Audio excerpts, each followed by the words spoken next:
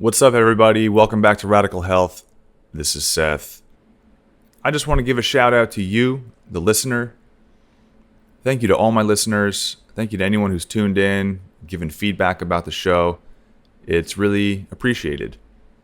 I see the number of downloads go up every week. We got thousands of people tuning in from all over the world. I was looking at the analytics the other day, and there's a map that shows you where listeners tune in from or where their VPN points them to. But we got listeners in Jakarta, Singapore, India, Budapest, Germany, the UK, Oslo, Helsinki, all over the United States. And that's just some of the locations that they're showing us. So, just want to send this message to you, the listener. Thank you for tuning in. Thank you for choosing Radical Health. Thank you for giving any feedback. Obviously, you don't have to, but a lot of people have hit me up saying they really like this episode or that episode or the episodes in general. I do appreciate that. If you find value in the information that we're presenting, feel free to throw some feedback. If you got problems with the show, I would also like to hear that feedback. I appreciate constructive criticism. I won't take it personally. And if there's any subjects, topics, or people you'd like me to discuss or interview or feature, then let me know. I'm happy to hear what you guys are interested in. I try to keep the show interesting, not too boring, and I'm also trying to put out regular shows, but I also recognize the importance in my life to stop and take it easy when things are getting stressful. Right now, it's just better for me if I do shows when it feels good and have no deadline for myself. So if I get a show out on Monday, it means the weekend went well and I got a little busy, put something together. But if there's no show on a Monday, that just means I need the time. It means I'm not going to force myself to put something out that's not either finished or quality or requires more time and energy than I actually have to give. So this is going to guarantee the least amount of stress in my life and the best quality episodes. The more chances I have to adjust and adapt my output based on the current situation, energy levels, the better. So I just wanted to start this episode with a heartfelt message of gratitude for you, for the listeners. Thank you guys. I'm enjoying the show, and I'm really psyched that you are too. One more quick message before we begin this episode. It is early October, and later in the month, we have the Texas Fruit Festival. I'm going to be a speaker at the event on the Sunday, October 20th. So the event is a 2-day free festival, October 19th and 20th in Austin, Texas, at a beautiful venue called Casa de Luz, House of Light. We're going to fill this House of Light with fruits of light, foods that photosynthesize into delicious, hydrating, sugar-filled, flavor-filled treats. If you are in the area or if you'd like to travel, come on out to the Texas Fruit Festival, meet some of the speakers. We're going to have lots of amazing food, lots of great speakers, activities, music, games, breath work, exercise, sound healing, you name it. So without further ado, we're going to get into today's episode.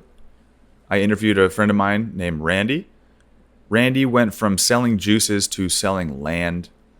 He tells us all about his journey, and we discuss the epic variety of nature's dining table, from coconuts to bananas to babaco, mango, oranges, peaches, berries, growing food in New England, Pennsylvania, South Florida, Ecuador.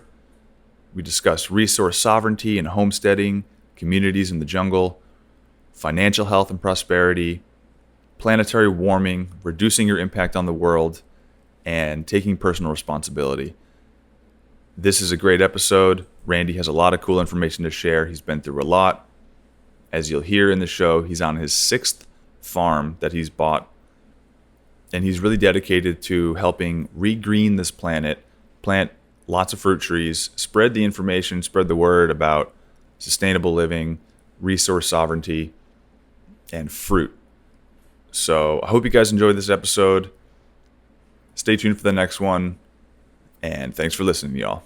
Radical Health!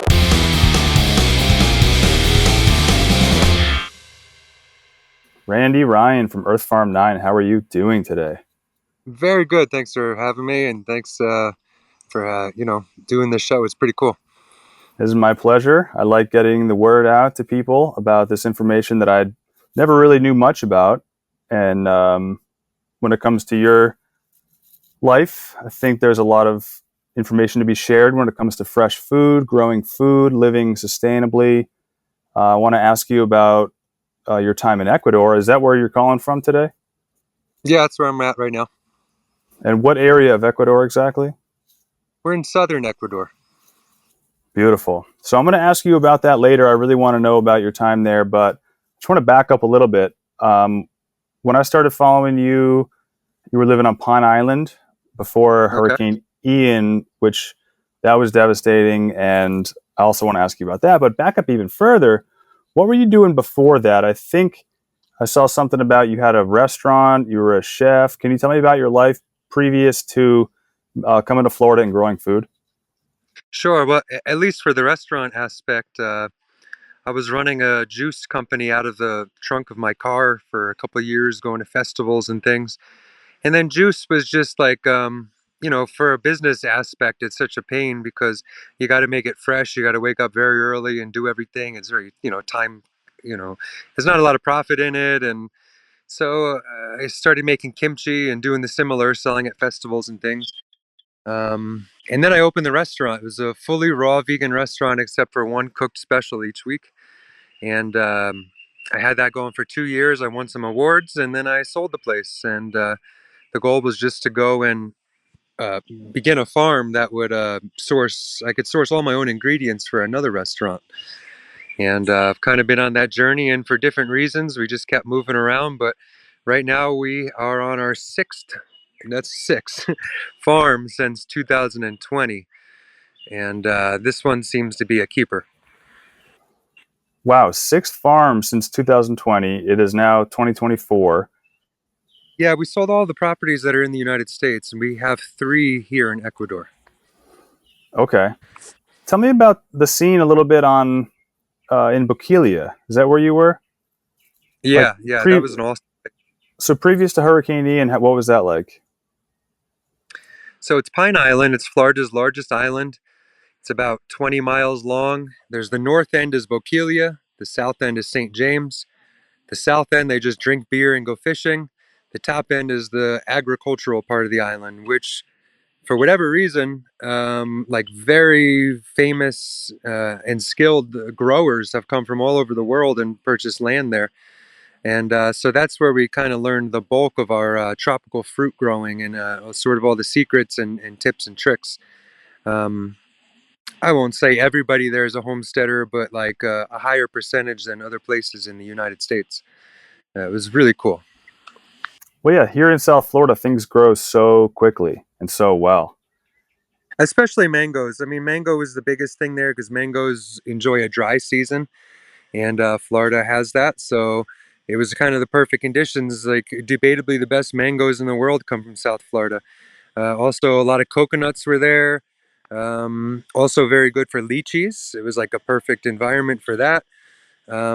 A lot of good tropical fruits. Actually, things you'll never find in a supermarket are there on Pine Island. So if you're a Florida resident, definitely look up Boquilla, Florida, Pine Island, Florida. It is a gem. It's like kind of an undiscovered gem. There's so many beautiful fruit growers there, new things to try, and top quality too. That's the thing.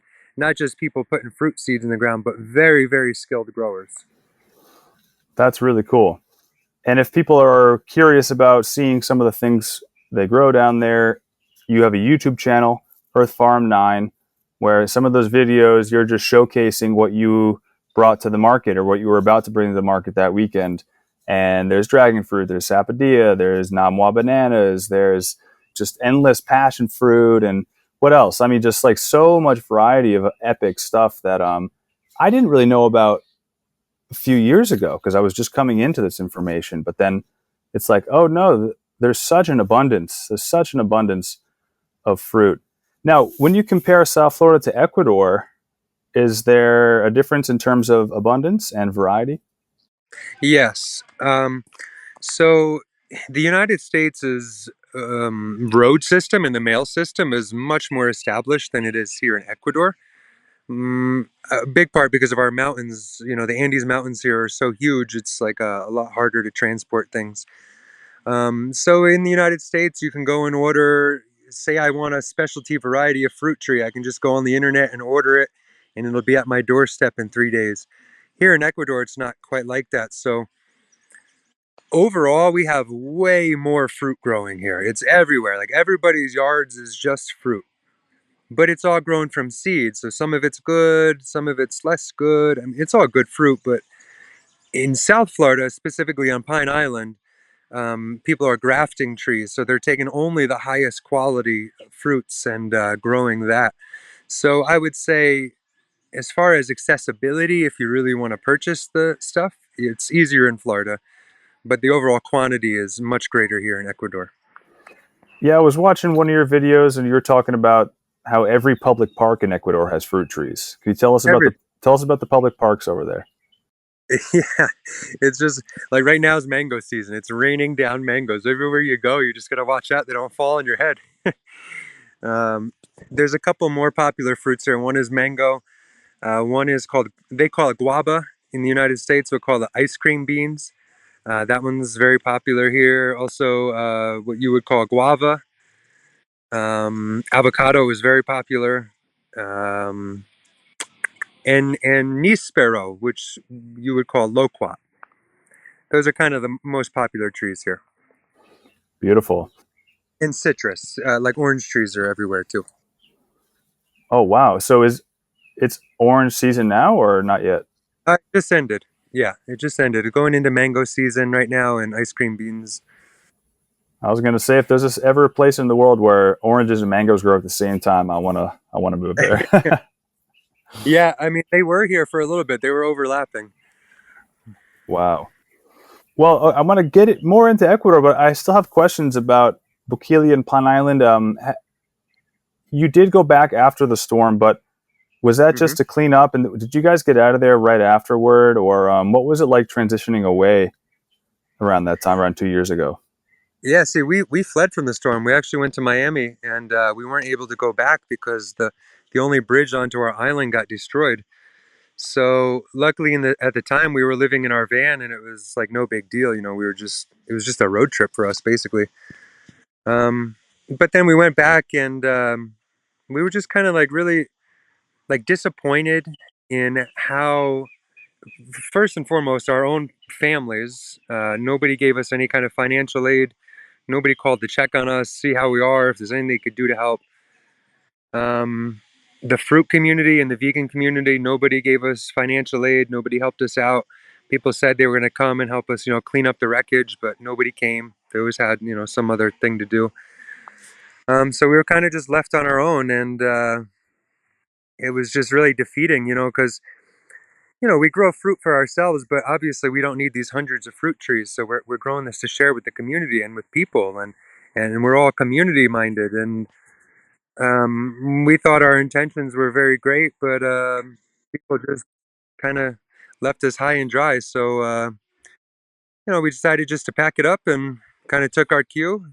The community didn't really want what we were doing, so we just decided to get out of there. Man, I'm sorry to hear that. It is tough about the response with cleanup and everything because it's not like the government does the best job either helping clean up. And people have become so used to some of these quote unquote natural disasters. I personally don't know how natural they are. Even the people have become desensitized to it. People hear of a disaster in North Carolina, it's like, oh, too bad, but people are going through some crazy stuff right now with Helene, and I just feel so bad for everyone involved and wishing for speedy cleanup and communities to come together. That's really what needs to happen. Now, what is the community aspect like in Ecuador? Because from what I understand, there's a few communities popping up. You have Terra Frutis and Fruitarian Utopia, Fruit Haven Ecovillage. What is going on down there? What kind of communities are popping up, and what's the network like down there? Yeah, there's a couple. Most of the communities that pop up are, I mean, like Ecuador is broken into really three sections: the coast, the mountains and the jungle. The jungle is, the furthest east in the country, and that's where most of those communities, well, all the communities you mentioned are all in the jungle. They choose the jungle because there's consistent rainfall all year, and so certain kinds of plants really like that. Um, it's not necessary to have rainfall all year. Many fruits actually require dry periods. So, I don't know. That's just kind of what they choose, and they've kind of all gone there, and it's cool. People are coming from all around the world to purchase property together. For example, my wife and I own two properties in Fruithaven, and total there's like over 40 owners that have pooled money together, and now we own like thousands of acres in the jungle, preserving it from miners and other people that are trying to destroy the jungle. And it's kind of like our own little vegan utopia there. Wow. So you're saying you have property east in the jungle at Fruit Haven? Yeah. Okay. So is the community growing? Are more people coming every year? Is it a slow, steady growth, or is it staying around the same? Yeah, it's kind of starting to plateau right now. What we notice internationally is, kind of like the snow globe that is the world gets shaken up every once in a while, and COVID was that one shakeup that kind of got people rethinking things and seeking communities, and there's spikes in attendance, and then it kind of just as the people say things go back to normal. Interest kind of dips down a little bit, or people find all their new homes and stuff. But what we are starting to notice right now is there's starting to be a spike in interest again. I don't know like if there's any particular thing that's inspiring that, other than maybe people are just beat up and kind of like, life is just hard. Maybe it's the inflation and just, general day-to-day tasks. Life is just getting harder and harder for people. But certainly the interest is starting to pick up again. Yeah, it's true what you said about things getting shaken up and people sort of thinking about how to live differently. When they close down the ports, or they close down, a lot of the stores and society, people start thinking, oh, it might be really nice to grow my own food. It might be nice to not have to rely on the supply chain. And it might be nice to, be able to get my own water, collect my own water, have my own well. The closer we live to the land, the less dependent we are on the system, which we really have no control over at the end of the day if it stops and starts. So what is it like with your resources? Let's take water. How do you get your water? Do you collect it from a well? No, we have a spring river that runs right through our property. So we just go down there when we need some. Wow, you just fill up from the spring. Hmm. Beautiful. Do you filter it at all? No. Okay. What foods are providing a lot for you? Are there any foods like maybe bananas that just give you bulk and Yeah. it's like you can't even keep up with them? Yeah, we have enough bananas to support a family of 12, I would say, at any given time. It's more than we can eat, which is no problem because bananas are just such a great, what we call a support crop for the food forest.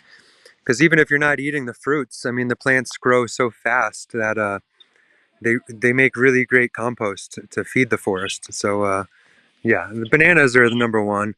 Papayas are very abundant. Um, Another one we discovered here is similar to papaya. They call it the mountain papaya.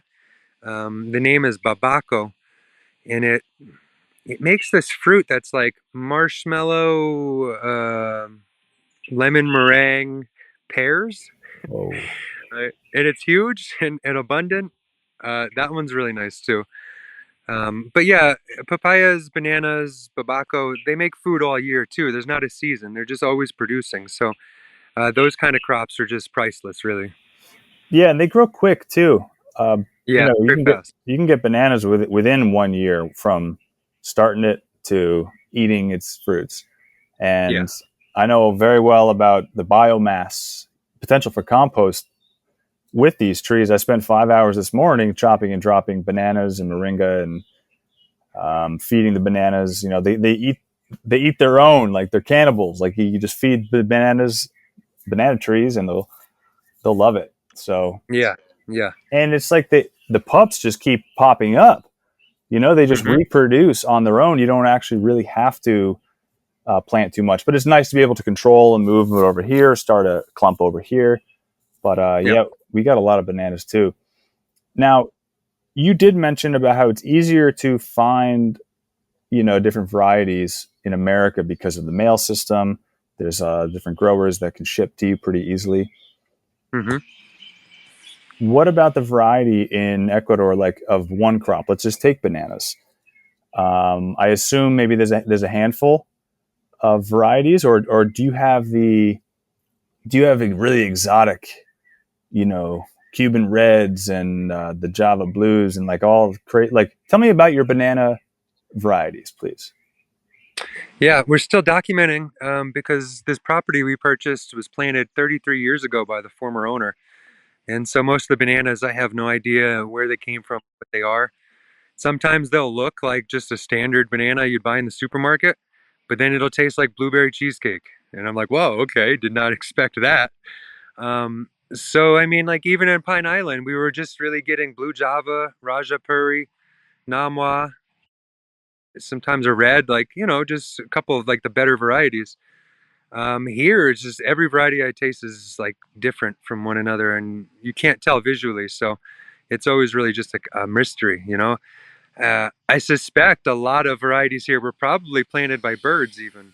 Hmm. So I don't know. It's just mystery, really. And that's the beauty of planting from seed as well, is you sort of get it calls on all the genetics in the line in a way to give you something that it may not be the exact fruit that you had from which the seed came, unless it's true to type. But yeah, a lot of fruit trees, they'll give you something totally different. Hmm. And citrus is one of those plants that's kind of a genetic freak. If you plant a grapefruit seed, it might give you oranges or mandarins. And then also you can graft and have multiple, you have a cocktail tree where you have multiple fruits on one tree. We have a seedless orange tree here, and to the United States, that don't sound like a big deal, but to these people, it's like the rarest, most magical thing.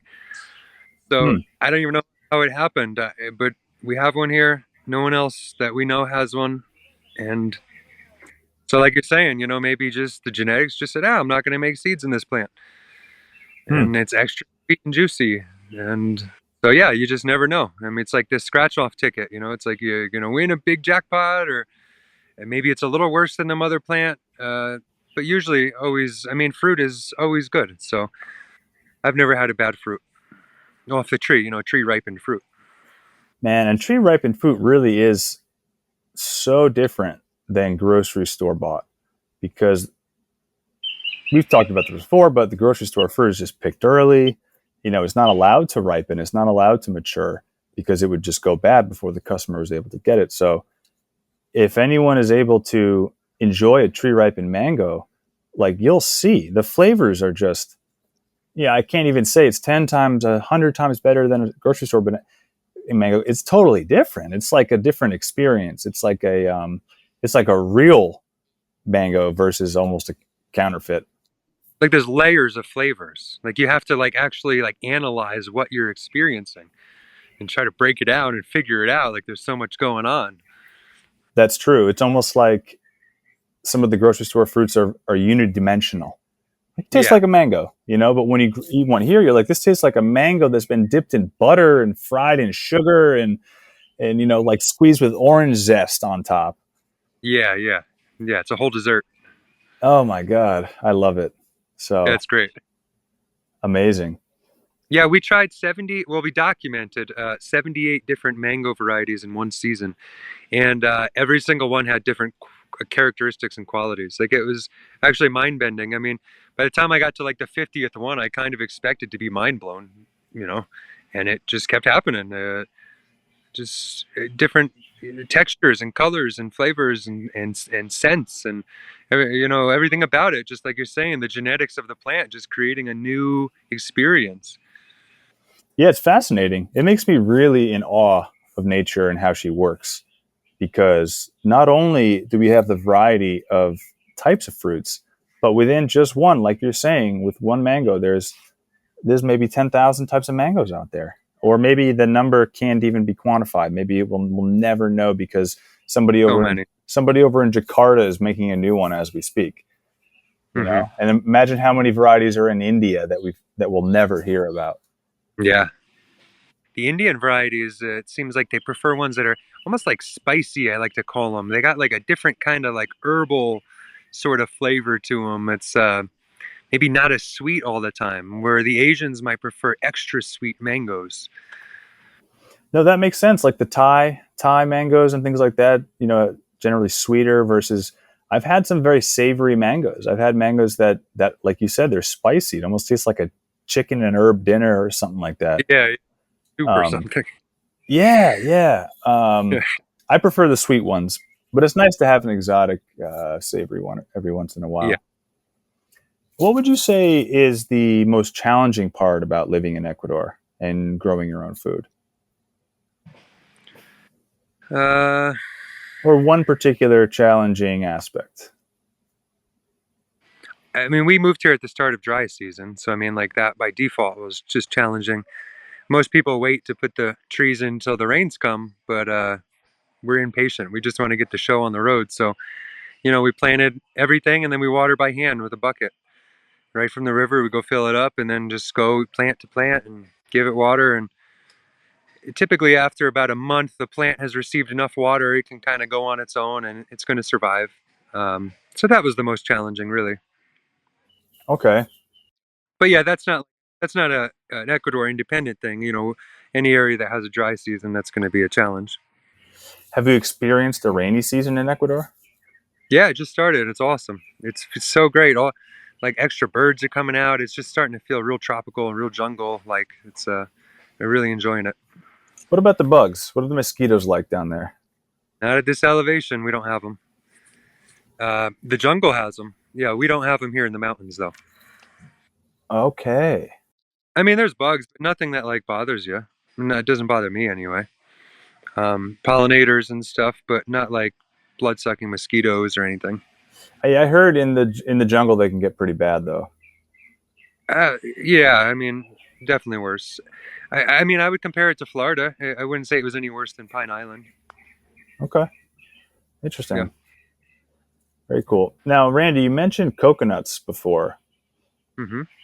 There's this faction of fruitarians who don't eat seeds, and they think it's unethical to eat seeds because they think that seed should be in the ground doing its Hmm. job propagating another tree, which we obviously recognize the importance of seeds and their role and their function, but a lot of people choose to eat them. I'm one of those people. I love to eat certain seeds, not all of them. Yeah. But what's your opinion on coconut, and what would you tell anyone who says that it's unethical to drink coconut because then you'd be robbing it of its potential to grow? So I have a lot of experience as a coconut farmer, just to say, and coconuts are very abundant. Uh, you can expect 100, what they'll call seeds, minimum a year. Even that's like on the low end. I mean, you can get way more, and each one can make its own tree. And coconuts produce all year. That's another one of those crops like bananas and papayas. They're always producing food. And so they don't need to be pruned. They barely need to be watered. They can put up with droughts. They can put up with salt water. For anybody that really wants food sovereignty, coconut would be the number one best tree for you, as long as you live in an environment that can support that. It makes tons of food and it's the easiest to care for. And in my opinion, I feel the best personally when I'm drinking coconut water, more than probably anything. I mean, the next best comparable would be like watermelon or something. But yeah, I think coconuts are a gift to humanity and probably the single best food for us. Yeah, it's amazing. You can drink the water of the young coconut. You can eat the meat, which is a whole spectrum of density. When it's young, it's jelly like and gel like and very soft and almost drinkable. And then as the coconut matures, it gets denser, chewier, fattier, and more complex. And then, if there's a tree fallen coconut and you don't do anything to it, it'll sprout, and it'll fill up with this sponge. Like the seed will grow into the sponge that people enjoy eating. Do you enjoy eating sprouted coconut? I don't like the sponge and I don't like the jelly. I kind of like the medium well. Okay. Yeah, like medium thickness to hard. Yeah. Okay, that's cool. Yeah, no, I can see it's a delicacy. People love it, and it's like I imagine probably very good for you, and they claim that it is too. Yeah, it is a texture thing, and everyone's particular about their textures. Because I personally love the jelly. I don't do the chewy coconut meat so much, and I'll eat the sprouted coconut if it's a sweet one. Sometimes the flavors can be hit or miss. And I agree about coconuts being a gift to humanity. So this may sound very extreme to those who aren't into this information. There's a certain faction out there, like I said, of like these. I call them Edenic fruitarians because it's this idea that in Eden we don't kill any plants and we only eat the sweet flesh of fruits. Part of this philosophy is, yeah, avoiding all seeds. But like you said, coconuts are so freaking abundant that what are you going to plant every single coconut? You're going to run out of space Yeah, within. you're not gonna. Yeah, you can bring down one rack of coconuts and there's like 20 new trees right there for you. So I think if people really want to propagate every seed they come across, good luck. But I think part of this beautiful creation or evolution, whatever, this piece of nature, this universe, part of the beauty of it is how overabundant it is and how it'll provide for you more than we need. Right? So if everyone, we don't all have to move to the tropics even, I don't think. I think we can grow a lot of food in the temperate zones, so much food in the subtropical zones.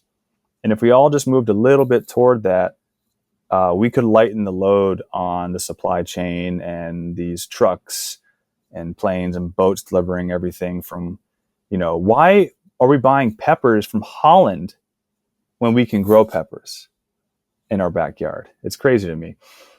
Randy, I've also heard in Ecuador that a lot of the homes are homesteads and they grow a lot of food. You mentioned there's a lot of fruit trees there, but do you see a lot of gardens too and vegetable production? Yeah, yeah. I mean, it's just kind of the way of the culture of the people. I think mostly by necessity.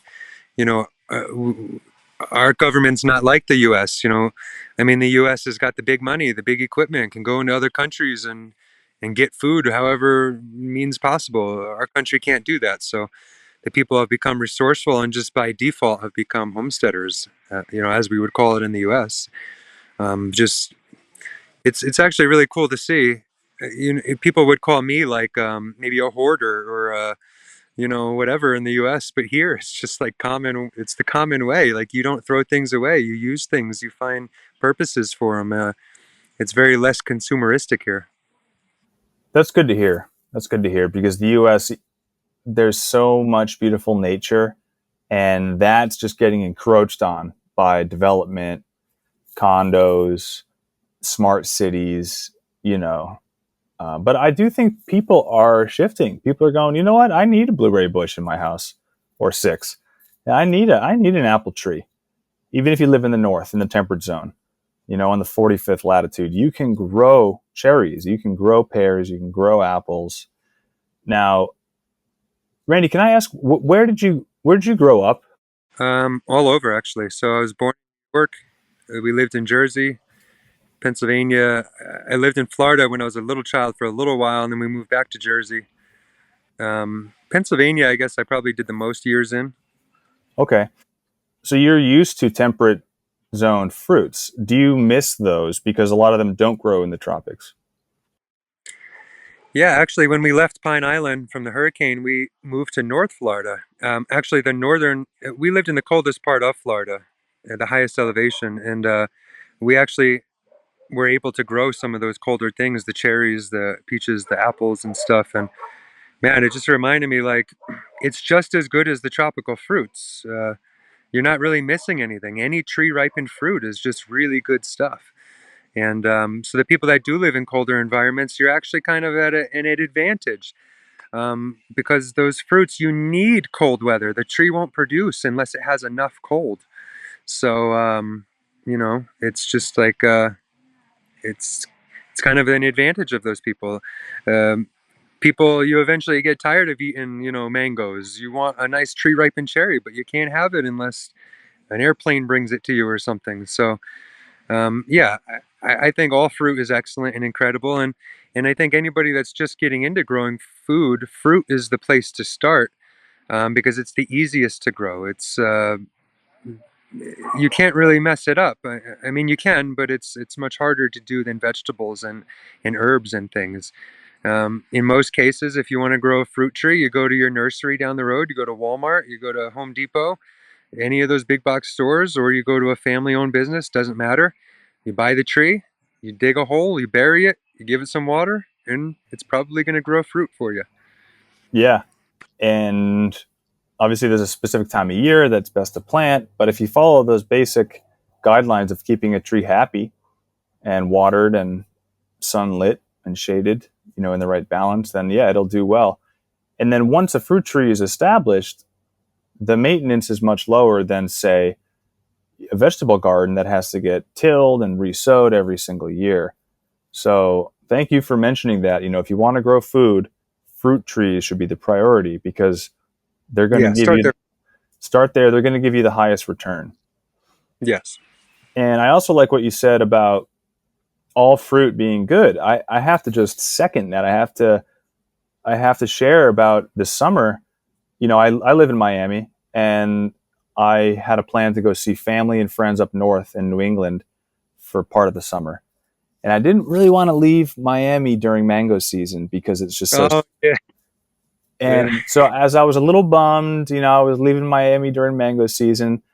I'm driving up north. I drove all the way there, and I stop in Georgia, and I get a bag of peaches, and I'm Oh man. like, I forgot about mangoes in a split second, bro, because peaches and the nectarines, they're like the mangoes of the north. They're like a stone fruit, right, with that yellow flesh. So it's very much like a temperate zone mango to me. Well, if you even get yourself white nectarines, they're extra sweet and even extra delicious. Yeah, man. And so I was just feasting on nectarines and peaches that whole time I was up there, and Yeah. I fell in love with nectarines all over again. I didn't really have a great memory of eating like lots of ripe ones, but finally, I find a farm. I wait till they're ripe. I know how to do that now, and they were mind blowing. So in the north, the summertime is crazy. Like I don't want to hear anyone complain that you can't grow fruit in the north. You definitely can. You got blueberries, cherries, strawberries. I mean, all the berries, elderberry, boysenberry. You grow whatever you want, right? And that's just the berries. And then we got the apples and the pears and the fall fruits.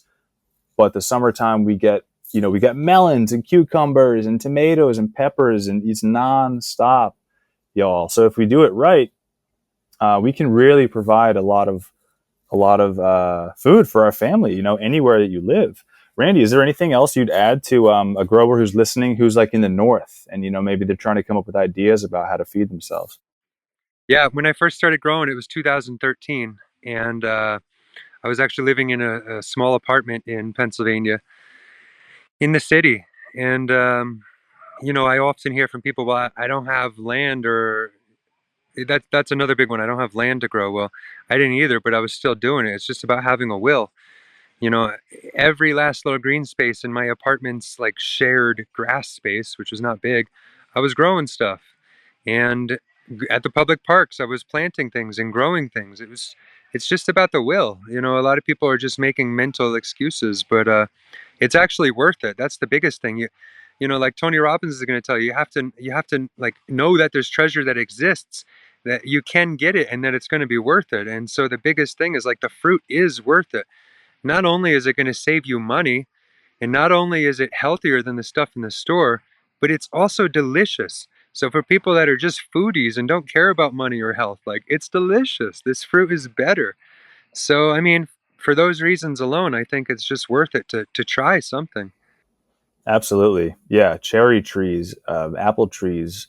I saw a headline the other day. It's New York State's best apple season on record in a long time this year. Hmm. So, hey, that's cool. It was a really good peach and nectarine season all up the East Coast and in New England, Massachusetts. You don't think of Massachusetts when you think of peaches, but man, were they dripping off the trees this summer. Yeah, I was growing them in Pennsylvania, and I mean, Peaches were probably the most abundant fruit tree. The tree was 7 feet tall, but it had like hundreds of peaches on it. So very abundant. And I paid like $15 for the tree. So, I mean, in one season alone, it paid itself off big time. Wow, that's cool. Yeah, fruits have a great long-term investment, and then they give you the seeds. All you need is one fruit, and then you have a handful of seeds. Generally speaking, unless it's a peach, you just get one pit. But if I have an apple, I might get 10 seeds in there. If I have a watermelon, I might get 200 seeds. I always love to play the mental game of like, with one watermelon seed, how many fields could I plant in how many seasons? And it's like, it's pretty quick. Within a couple seasons, you could have fields covered from one seed. One seed. So, Yeah, actually, I don't know if I could turn the camera around. Can I? Are you still there? I'm still here. Do you see here this vine on the ground behind me? Yeah, it looks like pumpkin maybe, or some type of melon. Some kind of squash or melon just popping up. Just just showed up. That's the biggest thing, because we take all of our food scraps and we just throw them back to the land, and then that happens. You get free plants that just start springing up. Yep. That's beautiful. Yeah, that's happening over on our farm too. The Seminole pumpkins, if one just falls there and decomposes in the ground, well, 30 new plants are just going to pop out of that spot because of all the seeds. Yeah. It's almost like fruit is what humans should be eating, right? If you want an easy life. Whoa. Yeah, because who are we to say what anyone should be doing? But if you want an easy life with less disease and better nutrition, maybe, and just more enjoyment, because in my experience, nothing tastes as good as fruit. Even when people are eating, I don't eat meat, but when people eat meat, they want it to be moist, juicy, and sweet. Well, what does that describe? That describes fruit. That Sweet Baby Ray's is just sugar. And it's like, that's what fruit is sugar. So everybody wants to mimic fruit, and Yeah. people are so resistant to just eating it for full meals. Yeah. And I mean, they're putting all the plant ingredients on the food they're eating to try to make it taste like plants. So, Exactly. you know. Yeah. Was there a time in your life where you kind of realized that fruit is optimal human fuel, and that maybe you shifted toward eating it more? I mean, 2013 is when I started growing, just because I was fed up with the government and like the government, the police, like all the corruption and the tyranny. It was my way to just take my power back, to live a little more self-reliant. And I wanted, what's the easiest way to do that? I just kind of recognized that fruit grows abundantly. So I kind of fell in love with it for that reason originally. And then just as I went along, yeah, I mean, it's like, it like hydrates you and fills your stomach at the same time. I mean, it's just kind of a no-brainer. And like you say, it looks good on the eyes, it smells good, it tastes good, it feels good. It's just all the things. So it just seems that it's like natural for humanity to eat those things. And then if you study anatomy and you study like our classification, um, the other animals in our family eat mostly fruits. So Yep. I used to think we were pretty omnivorous, and I ate as such. I ate everything. Growing up with allergies, I kind of wanted to eat everything because I wasn't allowed to eat certain things. I wasn't allowed to eat the foods that I was allergic to. I got really attached and into omnivorism, eating all sorts of animal products, grains, fruit, everything. And then I realized that a true omnivore would have no problem like taking down prey in the wild. Like, they'd have the tools to do that, whether it's the teeth or the claws or the digestive system. And it became pretty clear to me once I studied it that we don't have the tools. First of all, we don't have the claws, we don't have the fangs, we don't have the bloodthirst, we don't have the will to go pounce on what's everyone's favorite meat, beef, right? And cow. But nobody wants to go and see if they can take down a cow. You know what I mean? With their bare hands. It's so much easier to take down a few oranges from a tree, or take down.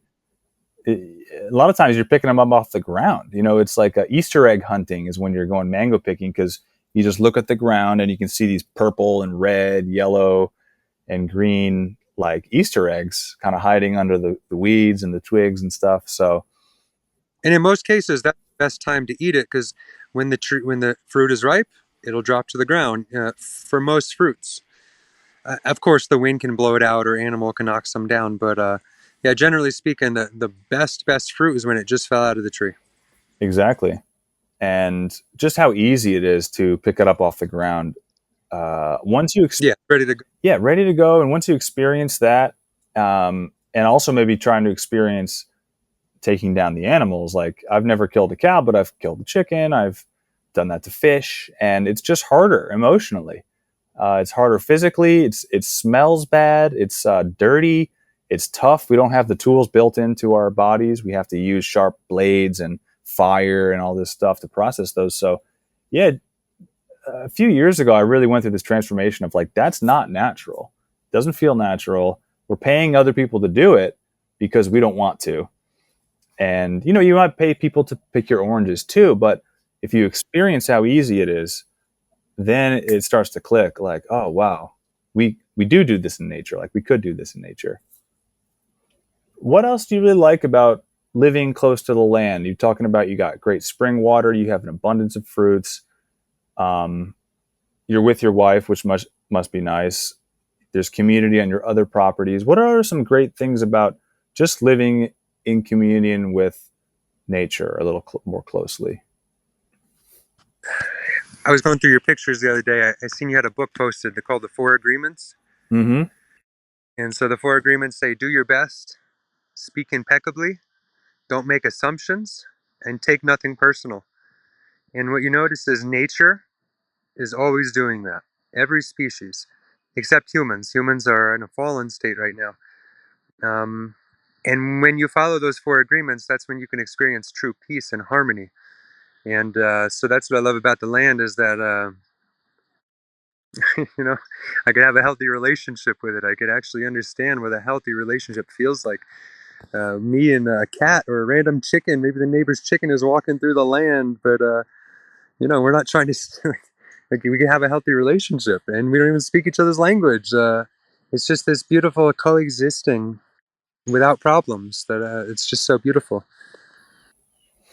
Yeah, Miguel Ruiz, I think that's his name, who wrote the Four Agreements. He talks about the dream, the collective dream of society, and you really do experience that when you're in the city and when you're in more of a domesticated, like modern, westernized area. Is that there's this collective dream. Everyone kind of has this delusion almost that's based on money and based on a strange relationship with nature.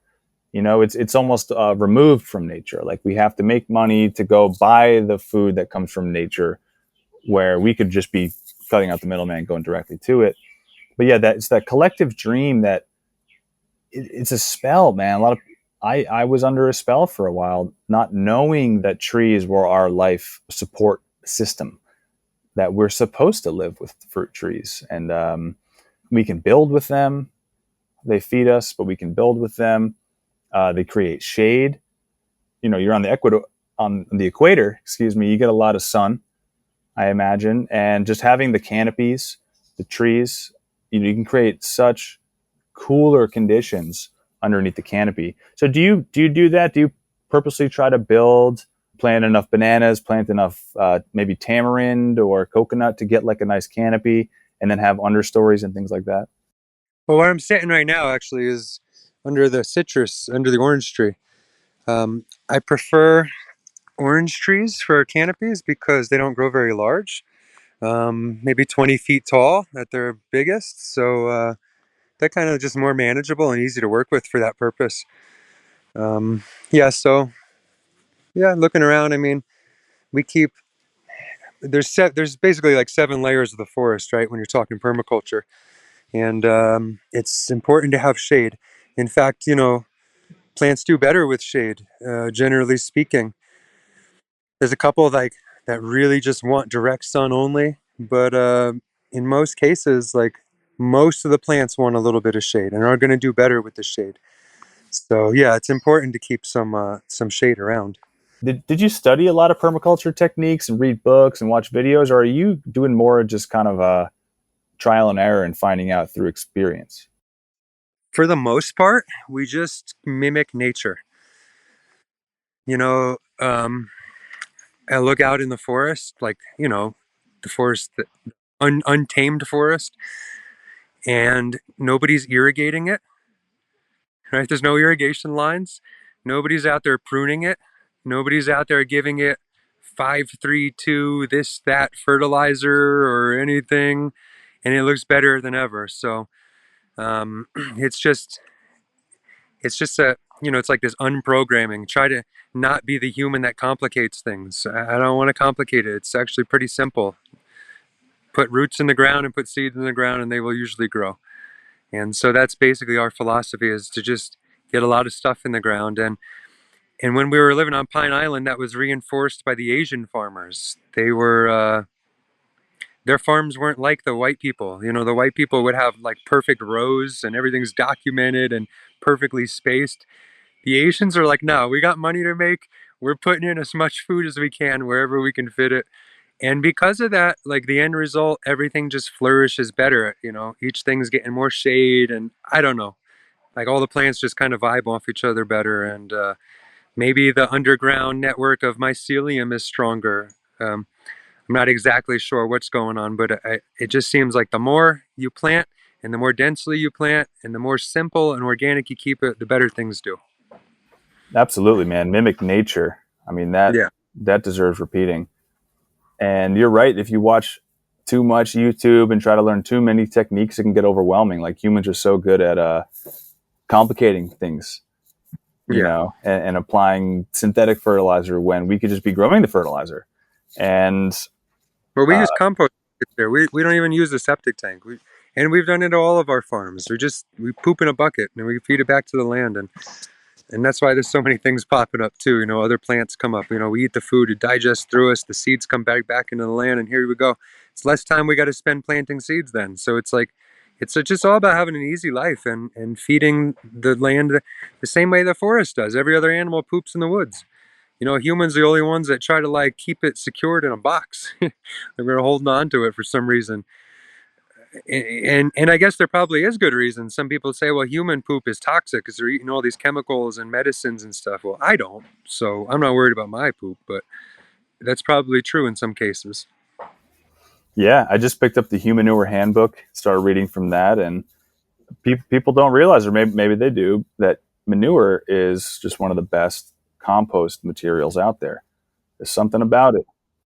It's been one of the cringiest topics to talk with all of our farm interns and like friends and stuff.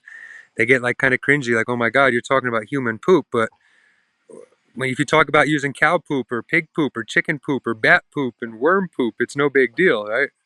So it's just a mental concept. Humans have become this mental creature that just creates stories in their heads, and they don't have to. It's just poop, just like any other poop. And yeah, from our experience, it works great. Even peeing too. Peeing in the gardens is incredible. The risk you got to worry is if you eat a diet that's high in salt, because plants don't like salt, generally speaking. Coconuts don't mind it, but most plants are going to die from salt. So something to consider. So you're saying if a human has a high salt diet, that their manure might be too salty or acidic for fertilization? Or their urine, yeah. I mean, it's got to come out somewhere, right? That's a good point. And you mentioned medicines as well, and that's a reason I've heard why we can't in a society use manure as a resource, because it's just polluted. But hey, once we return to nature, we're going to be dependent less on the chemical stuff and the salt, because guess what, folks? Salt exists, and we use it to make food that doesn't taste good taste better. So, but the fruitarians are asking, why are we even using salt to spice up bad tasting food when there's delicious tasting food all around us? And it's never ending, abundant, 3D printing, self-sustaining. And it starts to make a lot of sense when you look at it that way. The first time I knew that manure was good for plants was when, or this is the first time I even heard about it. I was dating a farmer, and she got me really into natural food. Like, I was already into eating quote unquote healthy when I met her. Shout out Signe, but she was a farmer and really just got me into these techniques of growing and different foods and this and that. I went and bought a chicken with her, a couple of chickens from this old farmer lady. The farmer lady gave us a few zucchinis from her garden that were just popping off, and they were massive. These were the biggest, healthiest looking zucchinis I ever saw in my life. And we asked her, what do you do to the zucchini to make them so big? And she goes, oh, I just collect the chicken shit, put it in water overnight, and then I dump the water on it in the morning. And then they can grow inches within a day or 2 days. And I thought to myself, wow. So it's just so full of nitrogen or something else. I mean, I don't know the exact chemistry behind it, but nitrogen is a huge part of it. It's almost like, yeah, we're given the complete cycle. We can do this. We can live without the matrix, without the grid, without obviously the grid's nice, mail's nice, electricity's nice, city utilities are nice, Wi-Fi is nice, but that's almost all secondary to food and shelter, is it not? Yeah, definitely. Yeah, big time. I'm so glad that we're talking. I love sharing about natural living, natural eating. It sounds like you're really exemplifying that. And you're sharing a lot about it on your YouTube page, Earth Farm 9. Can you tell us about the kind of videos that you and Dana are making, and maybe just tell listeners what they can expect if they go visit the Earth Farm 9 YouTube page, which people definitely should? If you go back, over the years, you'll see the videos from all of our different farms that we've built. We go through the process of, first of all, we purchase a land that has potential, maybe nothing growing there, but we just can get it for a good price. Because we're trying to capitalize on the landscape. Maybe it's gone on the market longer than it normally would have. Maybe that we're looking for a smaller house and a larger land, right? And we find these kind of properties, we build them up, not just to grow fruit, but to be overall self-reliant.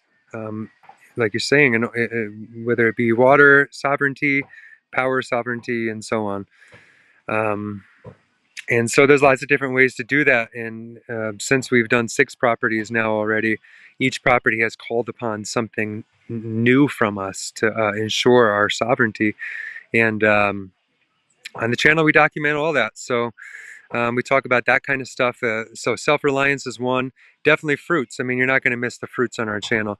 None of our fruits have stickers, plastic packaging. I mean, it's all the highest quality fruit stuff right out of the tree. Rare varieties that most people have probably never heard of.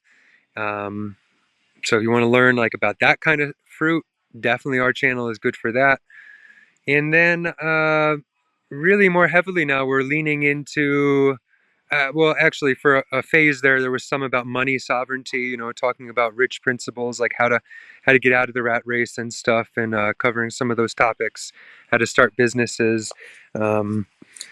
And having good financial health, how to make the right decisions, how to go from poor to rich, because I come from a very poor family, nothing, but now just, I've changed that around through daily grind, working every day hard and making the right decisions. It's not just about hard work, but it's about working in the right direction, doing the right things. So I covered that for a while, but now we're moving more into like the global warming kind of elements of things, which we're noticing is like getting a lot of like pushback from people, and people like actually really hate it and don't want anything to do with it. But when we were living in Florida, man, it was getting scary hot. Like for some reason in North Florida, it was even hotter than South Florida, our last season there. So hot, in fact, that tropical plants were struggling and showing signs of heat stress. So it's definitely something to keep an eye on. I mean, statistically speaking, the whole world is getting hotter. Oh, hey, doggy just showed up. That's another thing you expect in Ecuador, is just random animals showing up. But yeah, I mean, the planet is getting real hot, it seemed like. So we're going into ways to kind of like prepare for that. And I guess that's about where we're at now. But always fruits. You're always going to find fruits on our channel. Interesting. So I like how you said financial health. This show is Radical Health, and financial health is obviously an aspect of life that people are trying to get a hold on. What would you say to someone who feels like they don't have any money, are always, grinding just to pay the bills, put one foot in front of the other, and they want to be more self-sustainable. Do you have any advice or any words of encouragement for someone like that?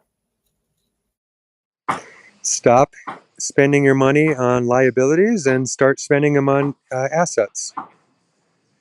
And if you just keep doing that, eventually your life's going to turn around. And so, for people that might not understand what I mean, I'll give some basic examples, right? Um, there was a period when I was first starting my business, the juice business, where I had sold my car and I was only walking. But that was by choice, just to kind of like reduce my pollution and my carbon footprint. And then I got back in. I was starting my business, and it's hard to do without a vehicle, so I bought a van. A van just made more sense than a standard car, right? I could fit more supplies in it. I could do more with it. Give me more opportunities to make money. So it's like about creating opportunities for yourself. Um, and just stop spending money on bullshit, things that don't feed you or don't like align you with your future path. And you know, it's easier when you accept responsibility for yourself, when you accept full responsibility. Like, it's like, I hate the government as much as anybody else, and I want to point the finger at them for everything, but I know it's not reality. Like, a lot of my problems are my fault. So because I'm able to accept responsibility for those problems I create for myself, I also can solve those problems. And because of that, now I've gone from poor to like owning multiple properties paid off. And people will tell me it's because I'm white. And they have told me it's because I'm a white male. But what they don't see is that every single day I'm working from sun up to sundown, and I'm constantly studying emerging trends, and I'm constantly like I'm not spending my money on nonsense. Like, I'm actually doing the work it takes. And similarly, if you study like most rich people, they do all that. They do all the same things. So it's just a matter of emulating, like, the people that have what you want, emulate what they do. And that's what I did, and that's what other people can do. So yeah, you got to accept responsibility for the problems we create for ourselves. That's the biggest thing. That's a huge lesson in the health game, or in any way that we're trying to align or get better or get healthier. Yeah, we got to stop pointing the finger so much. Sure, other people can make it hard or pollute in an area or do something that's a little bit out of your control. But for the most part, things are in our control. And what we spend our money on is generally in our control. What we eat is generally in our control. We're the one putting our hand to our mouth. And yeah, we control what we spend our money on. So when you said stop spending it on liabilities, start spending it on assets, I think that's huge. Can you give me one or two more examples of a liability, like what you would see as an unwise investment, things that might hurt you in the future, might cost more in the future? What's an example of a liability? Saving money is another horrible thing to do. And people are going to say, oh, well, everyone's telling you to save money. You got to save money. That's not true. When you save money, it loses value to inflation. And what rich people do is they invest money. And so that could be as simple as go and buy a fruit tree for $15. You only paid $15, but in 10 years, when apples cost $20 each, you still just don't have to pay anything. You spent your $15 already. Go buy a shovel from Harbor Freight for $10. Whenever you got a little bit of extra money, just keep building it up. Like, when I was starting my first juice business, I had no money. I was in debt. I couldn't even take out any more debt. I was completely rock bottom. But little by little, I would buy one juicer, I would buy a knife, I would buy a cutting board. Whenever I got a little bit of extra money, instead of buying cigarettes, I would go and buy that stuff now. And so just little by little by little, it was that determination that nobody was going to stop me from getting out of this hole. And every single day making progress towards that, it paid off and it's continuing to pay off. So that's the biggest thing. Just gather tools, really, assets. Yeah, and I think before all that, you just touched on what the foundation to prosperity is, which is the will to achieve it. Hmm. When there's a will, there's a way. First, you got to want it, because then you're never going to put your one foot in front of the other if there's no will, if there's no want. But you have to like really want it too. I mean, people could say they want something, but like that's the other important thing is to like just be true with yourself. If you don't really want something, then stop pretending. Like just get out, be in or out. Totally. So be sure about what it is you want, and what the things that you really want. That's what you Like need to really go. be in. Go all in. Yeah, all in. Yeah. Wow, that's nice. I like to hear that. Go all in. Be very clear about what you want, and what you will, because in English, want is not synonymous with will. They're a little bit different. Like your will is what you almost like know is going to happen. Like your will is something much, much stronger than a simple want. Very, very inspiring. I like to hear about the business stuff and just building it up, like building up your life. You know what I mean? Building up the fruit trees, chasing it is what we want. That's cool, man. Is there anything else you want to tell people about life, about growing, about Ecuador? We still have a little bit of time, but is there anything else you want to share with the people? The biggest thing right now is the global warming. I was outside of a store last night and just listening to two people talk. They were talking about the government engineering all the weather issues, and I asked the one person. I said, "Have you ever put your face behind an exhaust pipe of a vehicle?" And they looked at me weird, like, "Why would I do that?" Well, really, what I was trying to like ask them was, "Have you ever felt how much heat is coming out of the back of a vehicle? There's tons." A lot of people don't know that. I was a mechanic. I know that. I've burned myself many times. Every motorcycle, every vehicle, every bus, every car, everything is pouring heat into the environment at all times. And what we don't see are the huge, massive power plants that are always running and always pouring heat into the environment to power our electrical demands. Our juicers, our blenders, our stovetop cookers, our Kangen water machines, all of these things that we even use for good health. Also, still, just as much as any meat eater or anybody else, is putting heat into the environment. And this is the thing that a lot of people don't concept, they don't understand. And when I bring it up, they get uneasy and they don't want to talk about it and they don't want to hear it. They don't want to, it comes back to that same thing, that poor mindset. We don't want to accept responsibility for ourselves. It's easy to blame the government, and our government is horrible and doing a lot of horrible things. But so are we in our daily actions. And the best thing that we can do for the environment is to use less of everything. To use less, to live more naturally. If you have teeth, chew your fruits. Chew your bananas. You don't need the blender to chew it for you. Yeah, it's nice. I love smoothies. I owned a smoothie business. I made a lot of money off it. But the karma is that we're putting heat into the environment through these power plants. You could say, well, I got solar. Okay, well, then you most likely had a slave mine your materials for you. That's the harsh reality of it. It might be a hard pill to swallow, but it's the truth. And so it's up to us to make these changes, or just sit back and pretend like they don't exist. But they do exist, and sooner than later, the earth is not going to be able to absorb the heat anymore. Especially the more as we deforest, we're cutting down trees, it's even harder for the planet to absorb the heat. So that's the biggest thing. Anybody that's like on the fence and doesn't believe in global warming, go touch an exhaust pipe after you just got done driving your car to the supermarket. And you'll understand, holy shit, that's millions and millions and millions of cars always pouring heat. And I think that's just an important thing. We take a little responsibility for ourselves and stop pointing the finger so much at just the government.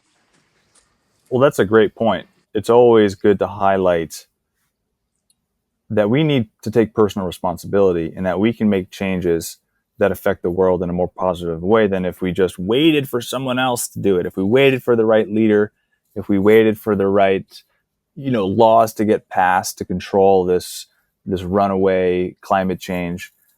Now, this is an interesting conversation because I agree with you on many levels, but I also wonder how much of the quote unquote climate change narrative is made up to keep us in fear. How much of these disasters are being directed by someone else? And, I recently came into some information that makes me wonder if the world at one point wasn't all tropical.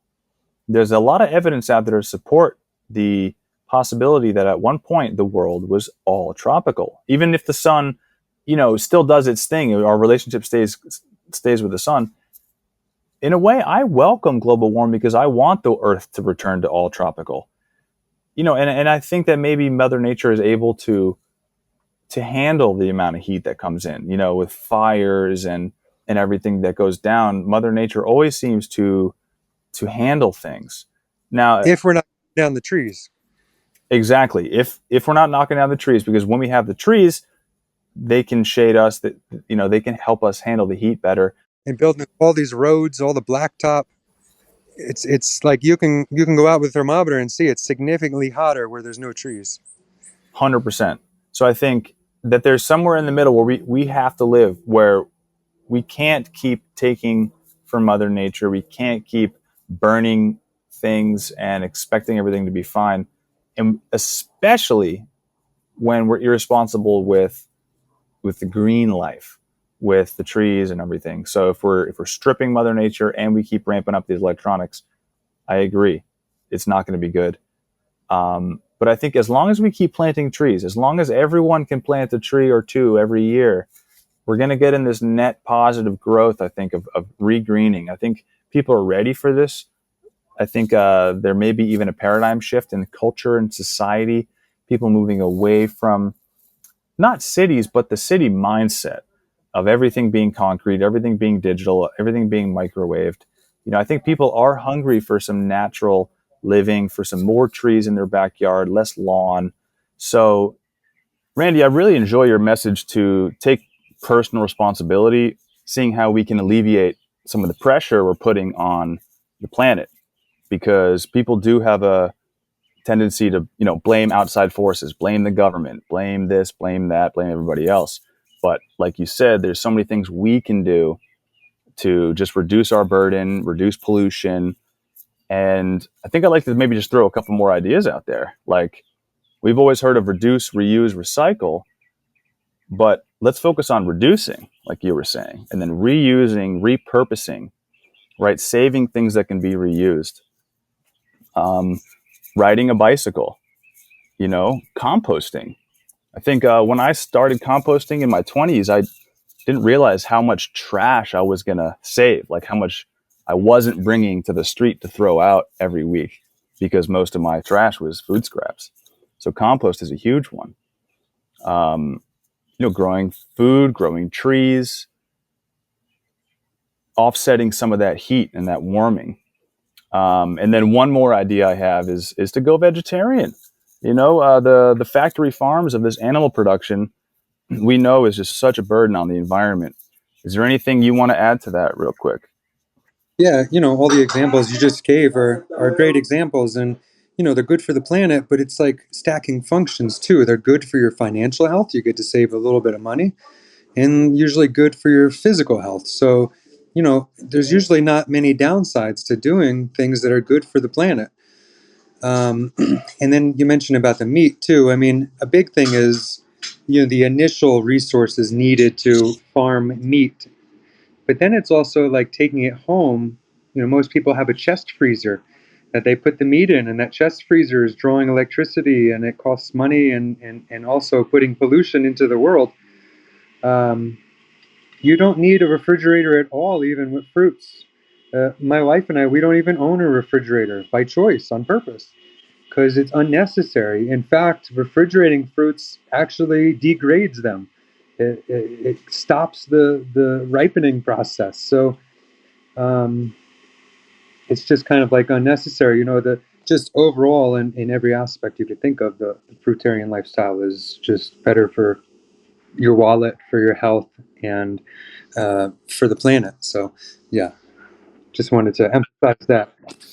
Yeah, absolutely. The fridge, the freezer, these are appliances, and even the stove and the oven. These are appliances that we use because we're used to preparing, cooking, and eating foods that aren't ideal. Because like the ideal is to drag it off a tree, put it straight in your mouth. Everything's good. None of those needed. And people get really surprised when you say, "Oh yeah, I don't use my stove right now. Now it's just a countertop." for all my fruits. I just put my fruits on top of the stove, and it's just a shelf It's a now. good storage cabinet too. You can put things inside, and the same. We had a refrigerator at our last house. We took the doors off the front of it, and then we just used it for shelving. We put books and like other kinds of stuff in there. So Wow. piece of furniture.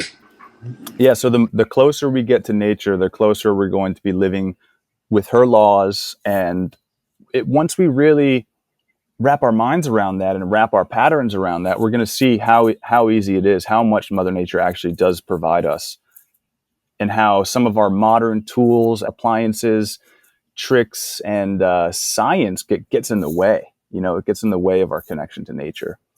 So, Randy, this is why I had you on the show, man, because you're a great example of connecting to the earth. For people listening, if y'all want to learn more about what Randy's up to, check out Earth Farm 9 on YouTube. Also, check out Haven Ecovillage. What's the best place? Do you guys have a website or Instagram, YouTube for that? Yeah, the website would be fruithaven.land. All right, fruithaven.land if you're interested in buying property, right? You guys are selling parcels out there Yeah, we for have properties for sale, full homesteads. It could be your personal homestead lot. We have places for rent and also for volunteers that just want to come and stay. We have cabins to share. Beautiful. Well, you might be seeing me down there soon. That'd be nice. We'd love to have you. Right on. All right, Randy. Well, thank you so much for being on Radical Health today. Thank you for all you're doing. I appreciate it. All right, we'll catch up soon. All right. Hasta luego. Ciao. Radical Health.